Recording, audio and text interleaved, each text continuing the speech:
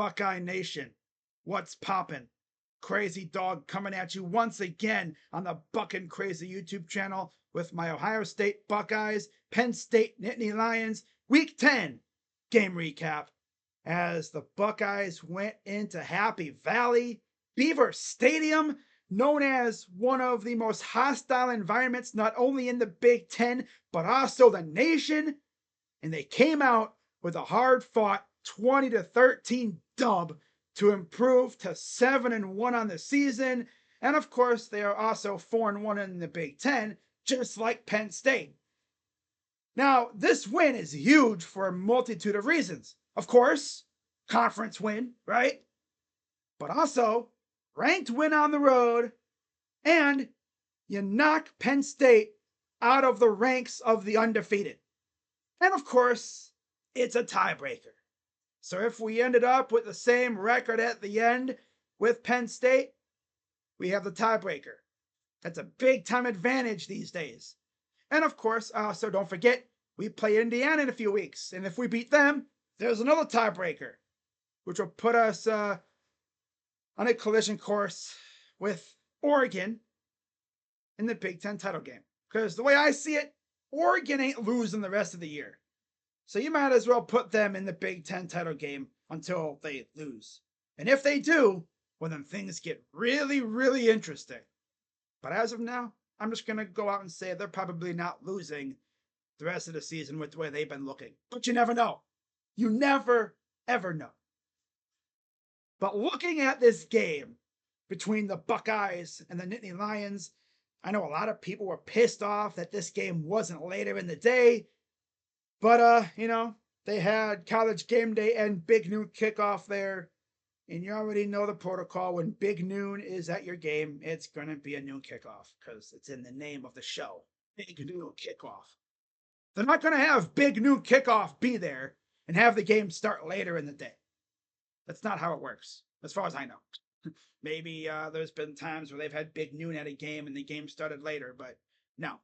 So, yeah. Everyone's eyes were on this game, and the Buckeyes did what they had to do. Now, looking at how the Buckeyes did, Will Howard wasn't his best. 16 of 24, 182 yards, 2 touchdowns, and of course, he threw that pick 6 on his first pass of the game, which put Penn State up 10-0 early. But I will say this, the Buckeyes bounced right back and scored 14 unanswered. Love to see it, right? They didn't hang their head and sulk. No, they went right back out there and did work like they were supposed to. They moved the ball down the field, and they scored 14 unanswered, and they got the lead right back, and they didn't look backwards after that. Now, of course, they could have added more points. You had that pass that went to Carnell that went out of bounds right after that taunting call, which would have been instant karma for that corner because, he was over here standing, looking down on the receiver, right? Haunting him. Very next play, Carnell Tate cooks his ass, and he probably would have scored if the pass was a little better. Then you had Will Howard, who looked like he scored at first, but of course he fumbled, went into the end zone, or I guess over the pylon. That's a touchback. Kind of a stupid rule, but it is what it is. Could have been a touchdown. And then you had Jeremiah Smith dropping what probably could have been a touchdown as well. So, yeah, this is the first game of the season where he did not score. Sucks, but hey, whatever. We still won. That's all that matters. But overall, Will Howard was really good. He also ran the ball really well, aside from that fumble. He actually got the essential game-clinching first down late in the game, too. On the ground, Buckeyes looked way better this week. Definitely. Quinshawn Judkins, 14 carries, 95 yards. Travion Henderson, 10 carries, 54 yards. Both of our backs were running the ball with a purpose. They were running hard. Heck, every time Travion had the ball, it's almost like he was full speed when the ball was put in his hands. Like, damn. Love to see that, though. Will Howard had 12 carries for 24 yards, too, including, like I said, the game-clinching first down. They even had a Mecca run it a couple times for 6 yards, too. All right. Through the air, Jeremiah Smith, 4 receptions, 55 yards. I believe he also passed Chris Carter for most receiving yards by a freshman in a single season now. So another record for Jeremiah. Brandon Innes, 2 receptions, 33 yards and a touchdown. Emeka Egbuka, 3 receptions, 31 yards and a touchdown. Travion had a catch for 20 yards. Jelani Thurman playing bobble ball with a pass that damn near gave me a heart attack. Had a catch for 19 yards for a first down on a big play. Carnell Tate had 2 for 15. Judkins had 2 for 5. And G. Scott had 1 for 4. And then defensively, we had 2 sacks on back-to-back plays by Cody Simon, and then JT Tuimoloau, of course, and Kenyatta Jackson had half a sack. So good stuff there. And then Davison Igbinosun had the big-time interception in the end zone right after he was called for holding.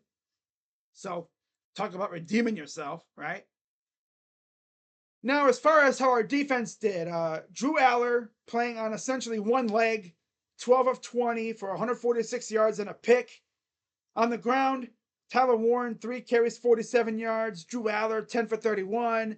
Katron Allen, 12 for 27. Nick Singleton, 6 for 15. Bo Perbula had 1 carry for 0 yards. Yeah, they were doing a little rotating in there.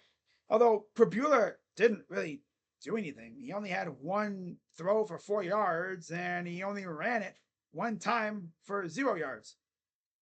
Now, receiving-wise, their leading receivers were running back Nick Singleton with 6 for 54, and Tyler Warren, who had 4 receptions for 47 yards.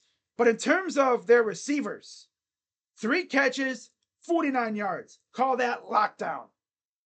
Julian Fleming, who left Ohio State to go play for Penn State, 1 catch for 4 yards. Harrison Wallace had 2 for 45 too. They didn't really have much success throwing the ball to their receivers, right? And then, on defense for the Nittany Lions, Abdul Carter against Jackson, who is technically a guard, but he's playing tackle in the absence of Josh Simmons and Zen Mikulski. He had 2 sacks, and then Kobe King had a sack too. Of course, I was talking about in my stream on the main channel how they left Jackson one-on-one with Abdul, and yeah, not a great idea, because Abdul Carter is a straight-up dog. But overall, Jackson did good. Antoine Jackson did just fine. He could have been much worse. I mean, look what we saw last week from Mikulski. But yeah, they didn't really do anything for the most part. Their only touchdown came on that pick 6. We kept their offense in check, which is great, right? So, yeah. Now there's only 2 teams remaining in the Big Ten who are undefeated. And ironically enough, they're both playing a team from the state up north. So, see what happens there. Of course, go Ducks! Or should I say, Sko Ducks? The only time I'm going to be rooting for Oregon. Sko Ducks. And then Indiana plays Sparty, so we'll see what happens there. They should take care of Sparty, but you never know. Now, getting into my post-game observations. Number 1. This is the big one. O-line blocked their asses off. Last week, they were getting criticized by everybody because, Nebraska was eating their lunch. This week, they went out there and they did good business against Penn State. And Penn State has a solid front line. And the running game was super effective, which, of course, opened up the passing game a bit. Of course, the offense did get in their own way a little, but for the most part, they did all right. Number 2, we should have scored more, right? You had the drop by Jeremiah. You had the pass that went out of bounds to Carnell right after the taunting call. And then Will Howard literally scored, but he fumbled before he went in the end zone. That wound up being a touchback. So, of course. Running game showed up. Talked about it already. But the biggest thing is, big ranked win on the road. The haters were letting us hear it, talking about Ohio State hasn't beaten a ranked team on the road. Well, we just did. So shut it. Now build off of this, getting ready for Purdue next week and then Northwestern. So 2 teams that we should be able to beat comfortably. And then we got Indiana and then the team up north. Should be fun. Right? Should be fun. My MVP or MVPs on offense. Gotta go Quinshawn. Dude was running like a madman. I loved it. He and Travion were practically at full speed by the time they had the ball in their hands. They did a fantastic job running the ball. Absolute fantastic job. And then on defense, I had to go with another former Ole Miss Rebel, Davis Igbinosun, who had that big time pick in the end zone, taking away a touchdown right before half. Beautiful. Right? And then, of course, the defense also had a huge stop on 4th down at the goal line on Penn State's final offensive drive of the game. After that, Ohio State just ran the ball down their throat for the rest of the game, and Drew Allen would not touch the field for the rest of the game. Beautiful stuff. Putting the game away. Love to see it. But that's really all I got, guys. So, big win. Now they head back home to face Purdue. Then they go to Wrigley for Northwestern. That'll be interesting. Why are they playing at Wrigley? Because they tore down Ryan Field and they're rebuilding it. They're building a new Ryan Field. So, yeah, it'll be a few years before that stadium's ready. So, yeah, we got to go to Wrigley Field in a couple weeks. And then we have Indiana at home.